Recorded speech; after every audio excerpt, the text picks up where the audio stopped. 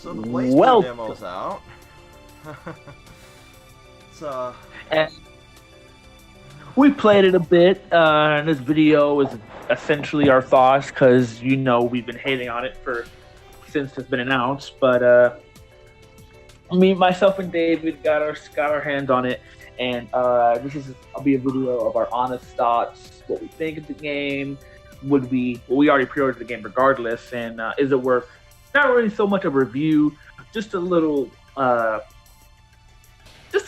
thoughts on the game as we've got our hands on it. And overall, just from what I had, I would say I'm not mad. Let's put it like that. I'm not upset. The game is relatively fun. It's a bit catered towards. It's like in the middle between like beginners and like casuals, but overall, the game is fun. Like I'm playing the demo, as you guys can see. It's fun. It's a fun fighting game that you guys can play. The issue is, however, is that I see this becoming the new Marvel vs. Capcom Infinite, because Marvel vs. Capcom Infinite started off the same way this game did. It was fun for a bit, play online, you can get used to characters, versions you can play. But then as months went on, you realize there's not enough content and the flaws, and you start seeing more and more flaws when you play it more. Because as I'm playing it, I'm seeing the flaws more and more and more, and we'll get into that later down the road. But overall, I have to say I'm not as a person, no bias, like nothing at all. I have to say the game is relatively fun, and I recommend it for anybody who's a fan of tag fighting games of that nature. Okay, I'm going to go on the record here myself and say it's kind of the Destiny 2 of fighters right now. You can hop in, you can have some dumb fun, and then you hop out. And that's typically what most fighters end up being down the road, as, new iterations of that franchise come out.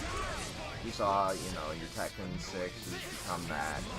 And then when Tekken 7 came out, and then you saw it start to die down as well. You see that with Marvel vs. Capcom Infinite right now, but that's for a whole other reason. And another reason why I'm relating it to the Destiny 2 of fighters here is because you see at launch here, or pre-launch, you see a lot of defenders for this game. I'm not saying I don't like it, I'm not saying I hate it, I'm not saying I love it. I'm kind of in the middle ground here as well. Like, it's great for a little bit, but it's not going to, in my opinion, stay around as long as most BlazBlue titles do, because of how they're catering to two separate audiences, just like Destiny 2 catered to the newcomers, and just how they catered to the veterans at the same time. And then you saw them defend it, and defend it, and defend it, and then slowly it watered down to like, wait, there's no content here, just like Marvel vs. Capcom Infinite was. And that's why a lot of people related it to, the same thing. And it's really sad that Arc Systems is trying to play both sides of the fence here. And I can see why they want to, bring more and more people into these franchises, and this game can be utilized really well, in my opinion, to launch people into, like, the Under Night and Birth. They can launch them into, like, the Persona franchise. They can launch, new people into Ruby, like we said in the other video. And they can even bring new people into BlazBlue that have never seen it, that have only ever seen those other franchises, So they're trying to play the middle ground, and they're doing fairly well at it. It's just, I'm hoping that it stays around longer than I'm foreseeing it, but as of right now, I'm seeing it being one of those, a year on the market, and then it's severe markdown, and then, bargain bin. What do you think? Yeah, I see it the way I see this game planning out, because there's certain fighting games that last for a long time. Like games like Tekken, like games like the current generation of fighting games are out around, like Tekken 7, King of Fighters 14, Street Fighter 5, although that had a terrible launch first start. Games like DBZ Fighters, those type of games. Even like it's been like a year or months since those games have been released, but people are still playing them online. people start talking about them. Like people are still talking about Injustice 2 even though it came out, I believe, didn't it come out last year? Yeah, David. Late last year, it was a post E3 game, that was for sure. And yeah, so we also had to cater a little bit of that to them releasing the Ultimate Edition as well, bringing new players into the game. Yeah, so seeing that fighting games do tend to die down a bit, but at the same time, it's the same thing with like most games. Games get died down, but fighting games, certain fighting games last longer than others. Like Injustice 2 is still well known right now. People I can go on Injustice 2 and find a match instantly. Like people are still playing this game. Like people are still playing Dragon DBZ Fighters even though it's been out for months now. People are still playing Tekken 7 even though it's been out for a while now. People are still playing. Yeah, people are still playing King of Fighters 14, even though it's been out for a year now. It's just stuff like that, and I don't see BlazBlue Cross Tag becoming that, mostly because of because I wanna talk about I'm gonna switch over and talk about the positives of this game first, because one of the positives, like we said, was it's catering in middle between beginners and veterans, although that could be a positive and negative depending on how you look at it. I like how the character interactions, in a crossover game, how characters interact with characters from different universes is key, and I feel like Arc System got that down. Like I love this game has made me want to go back and continue watching Ruby, because I love Ruby in this game. I love how she fangirls over seeing Ragnar's weapon, or always asks S to carry her weapon. Like I like her dialogue in the game. I think how Ragnar and Hyde communicate very cool. I like how you talks to certain characters in the game. Like I like their interactions. I like how they our system work makes it like a bubble. Like you have this like bubble and the characters like fit together. They fit together. And I like that. And that's the one thing, #shade, that Marvel vs. Capcom Infinite I didn't like about was the characters didn't really interact as much as they did in Ultimate Marvel vs. Capcom 3, because that was good interaction. That's another video for that time. But a positive that I like how characters, they interacted, the dialogue, I like that. I think the online play is decent. The netcode was all right, although it's a little laggy a bit, but the netcode's fine, and that's good, because I heard Arc System Worker is terrible at network code, terrible at it.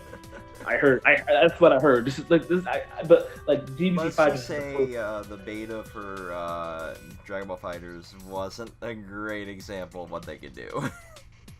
See, DBZ Fighters was the first ever like Arc System game that I actually played online, and right now the netcode is fine.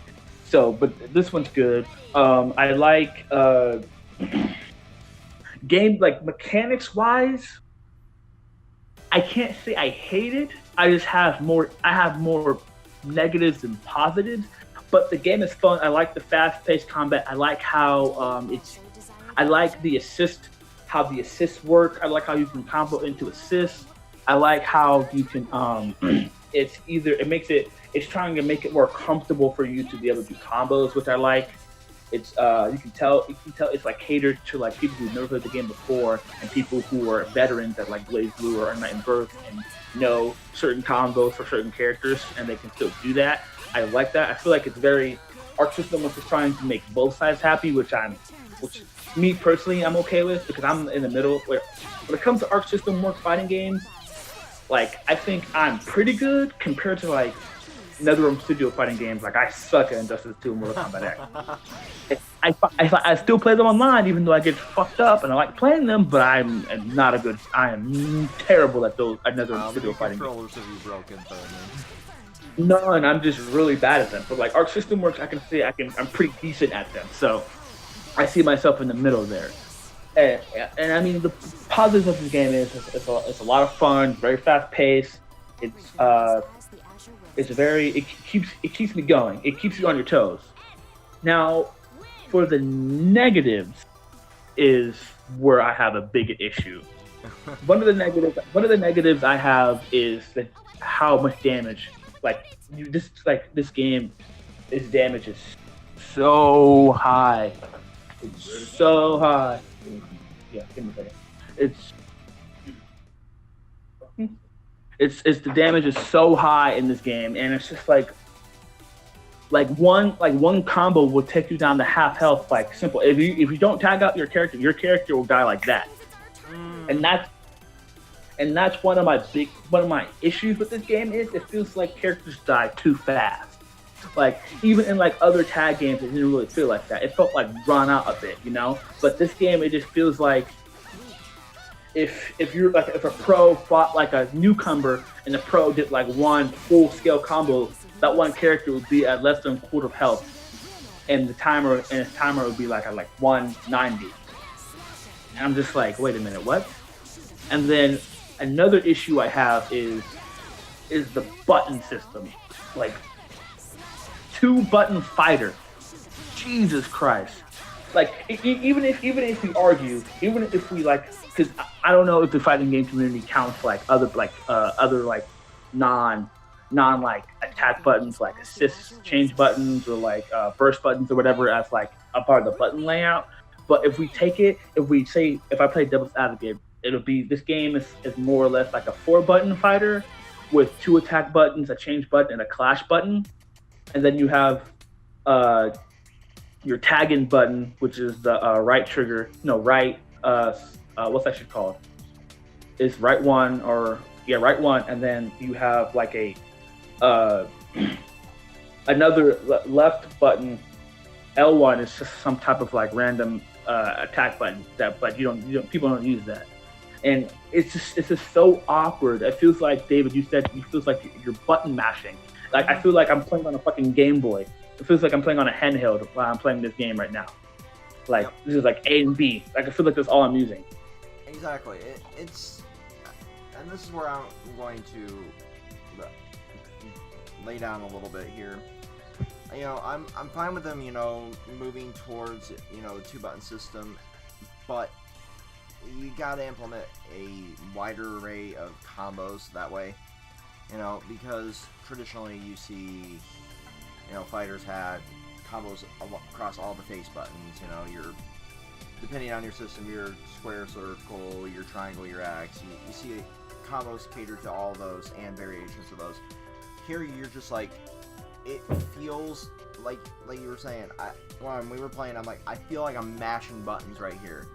Because it's so stupid to have just 2 face buttons doing something in a fighter to me.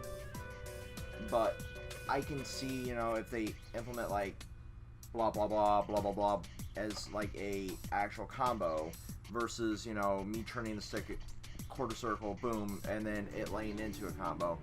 You know, if they can make that happen more, you know, I'd be more okay with it. But as it sits, you know, the move list isn't that stellar.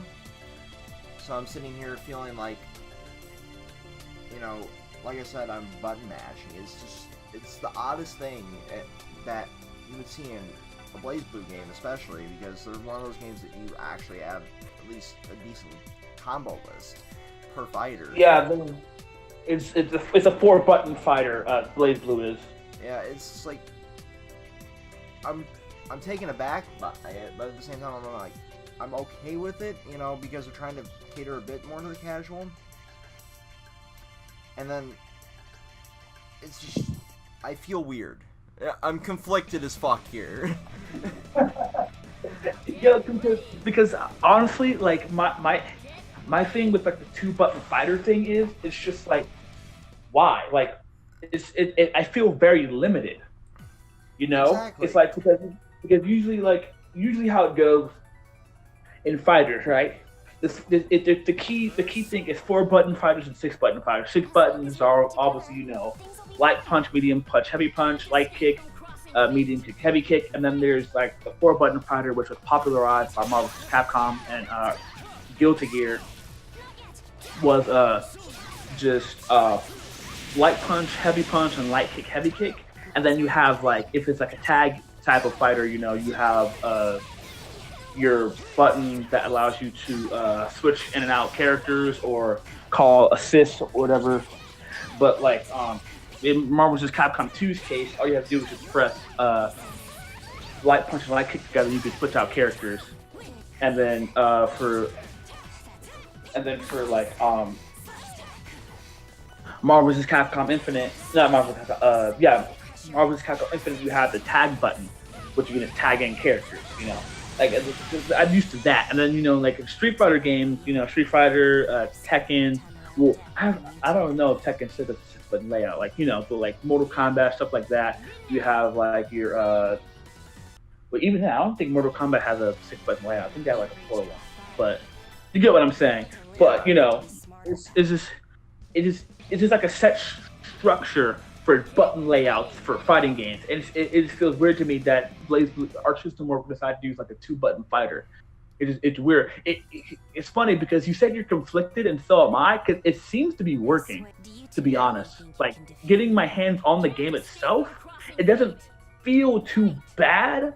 It just feels awkward for people who are used to 4-button fighters or 6-button fighters. Like, I'm so used, because I'm a heavy Tekken player, you know, that's what I'm used to. I'm used to that 6-button layout. I'm like, what the fuck am I doing here? I feel like I'm maining Eddie right now. Every character is Eddie. It's a skin.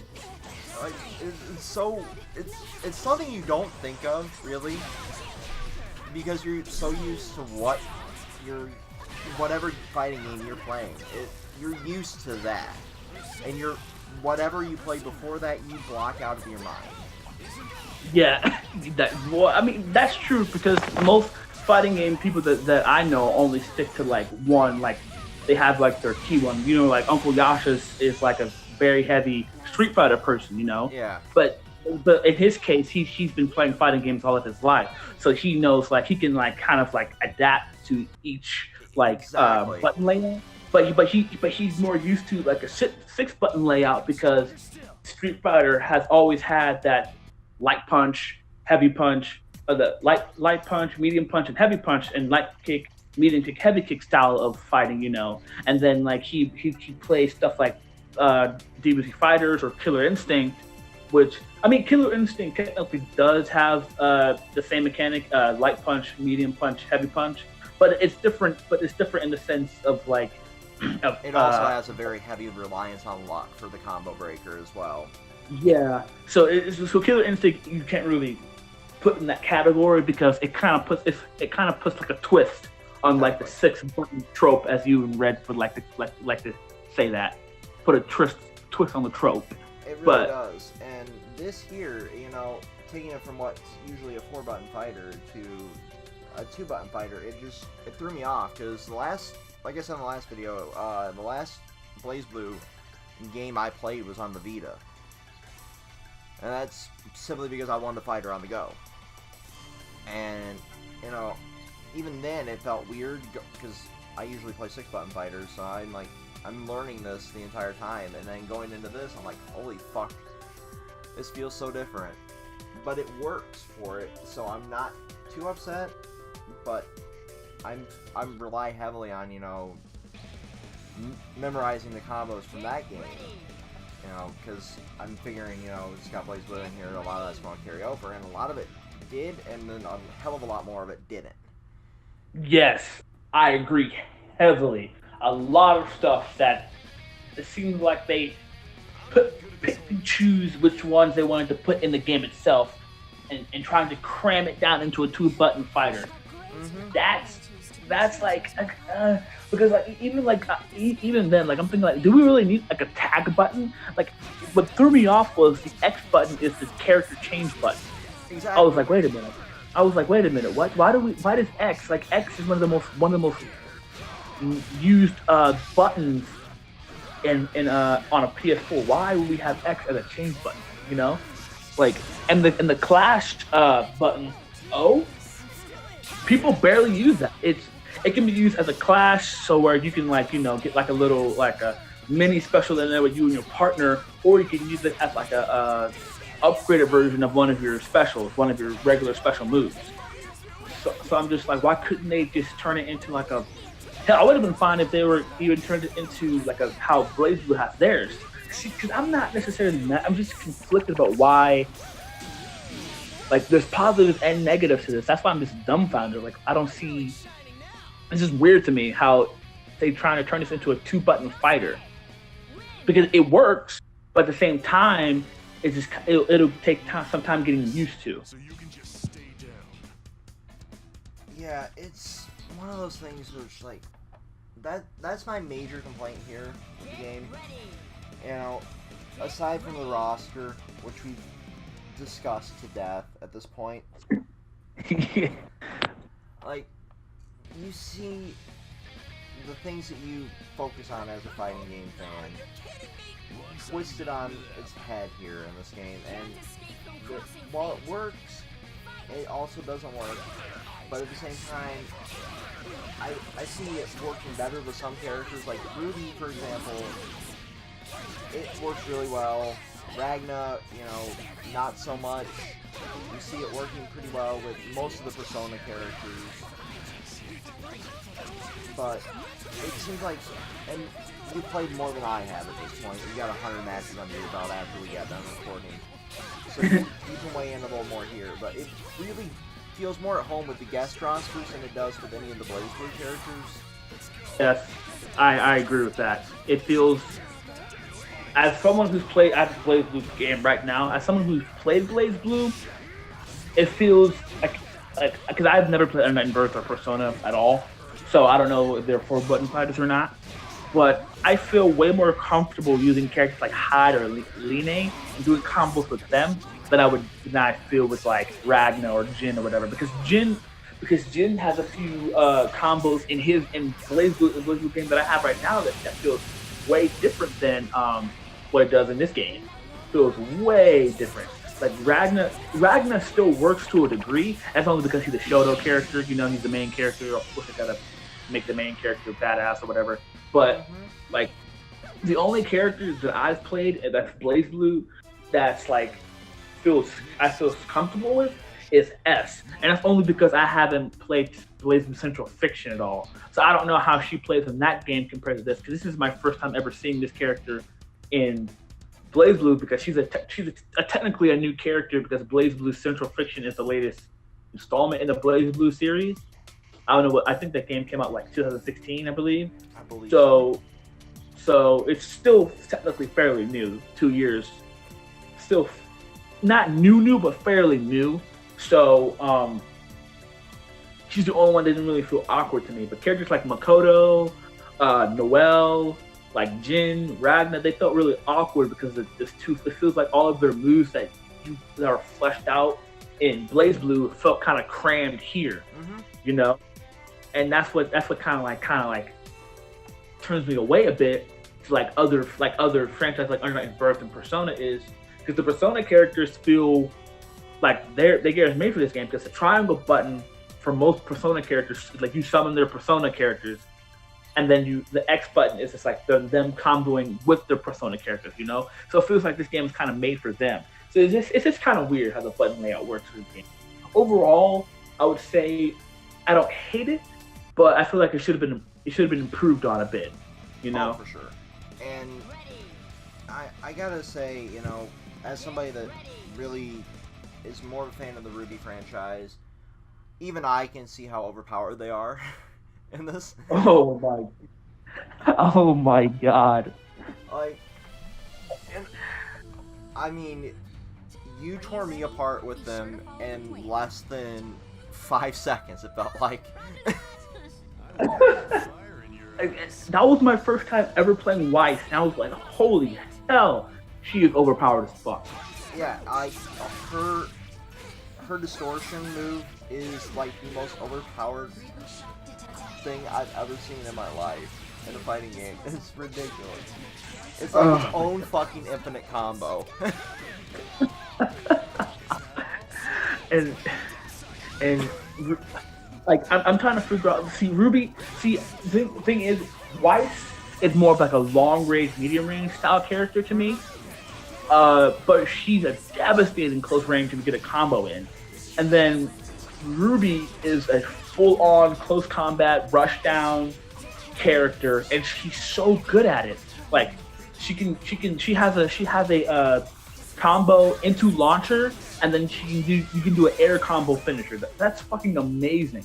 Exactly. Like you can, and it feels natural.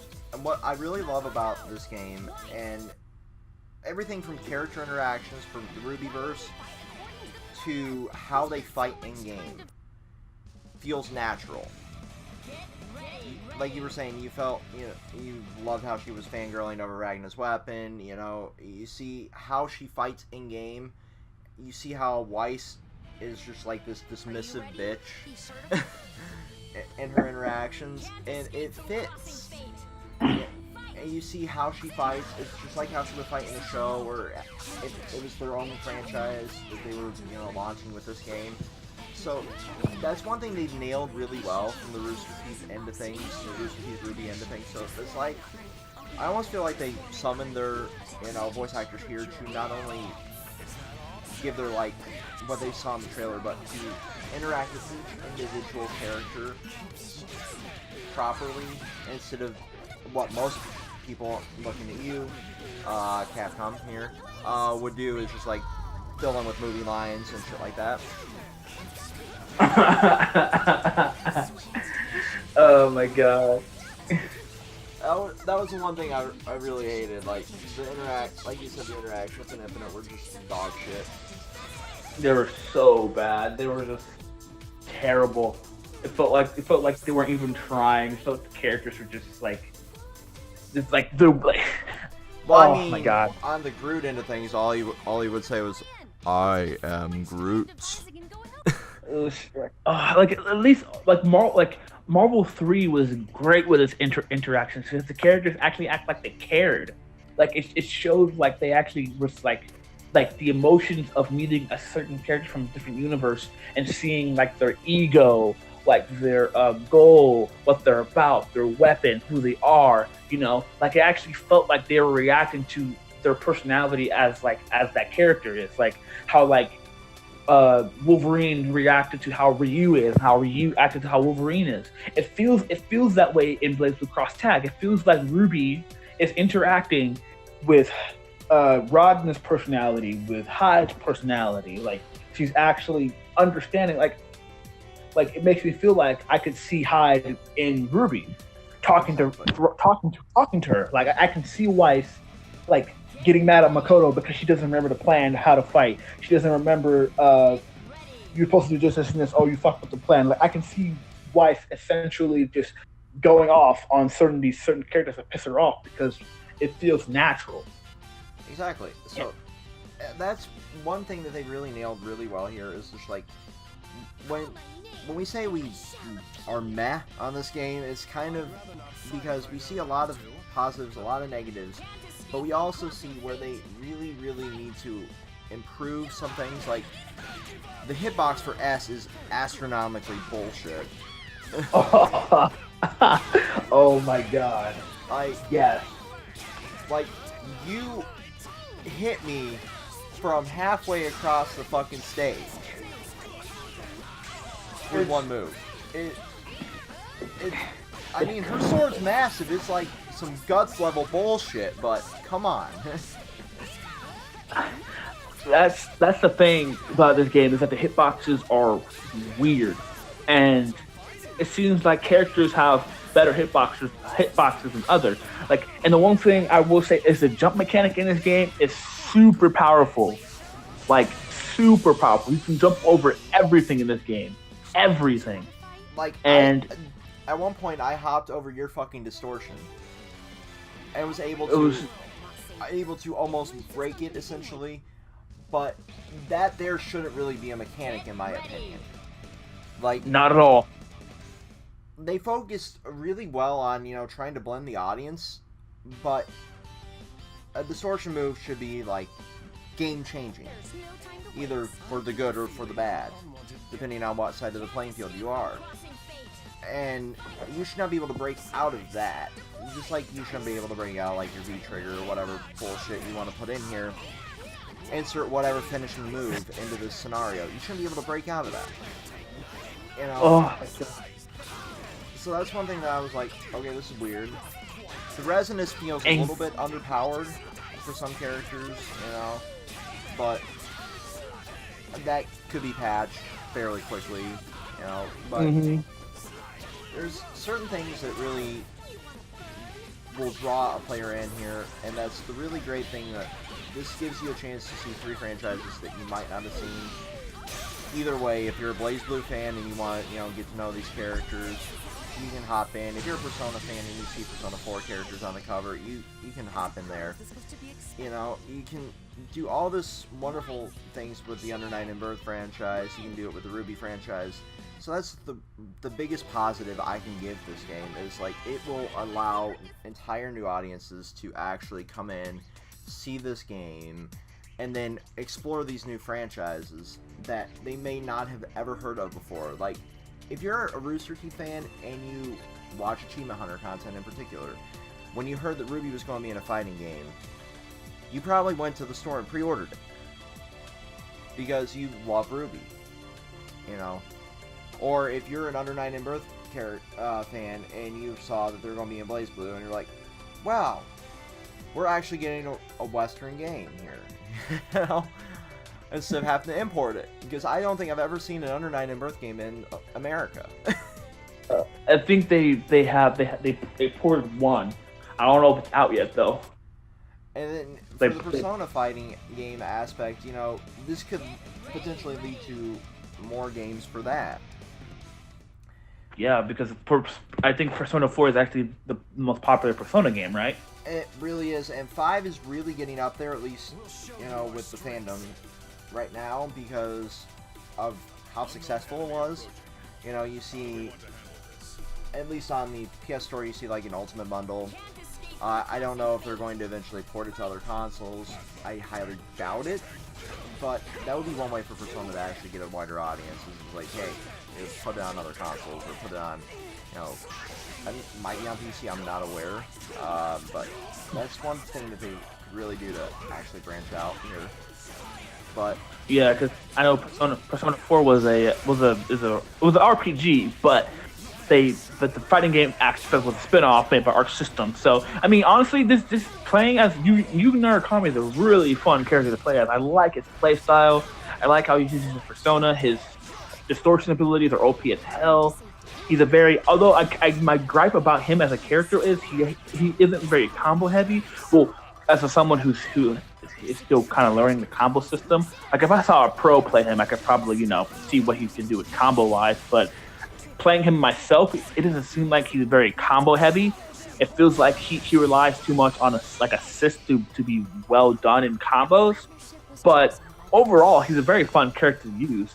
Like I would say, my top 3 favorite characters in this game is S, Ruby, and Hyde, and then if we go to top 5, it'd be like you, and then Linne. Linne's pretty fucking badass. Well, this is the first time this game is that's the first time I ever played Weiss. So Weiss is actually really good. And that's the one thing I will give Arc System more credit for, is they made every character feel unique in this game. They made them feel different in terms of combat and gameplay. I can see people finding characters that they like and finding teams that they like fairly quickly. Finding mains and all that stuff. I'm honestly interested to see, because Blaze Evo right now. So I'm waiting to see some Evo matches and see pro players play as these characters and see how well. Because I want to see what their thoughts on the game are. If they agree with us or they disagree with us or whatever. Because it's all personal opinion. Exactly. But at the end of the day. But to wrap this up here, we really see potential here. We want to see a lot more from this game before we give an actual opinion.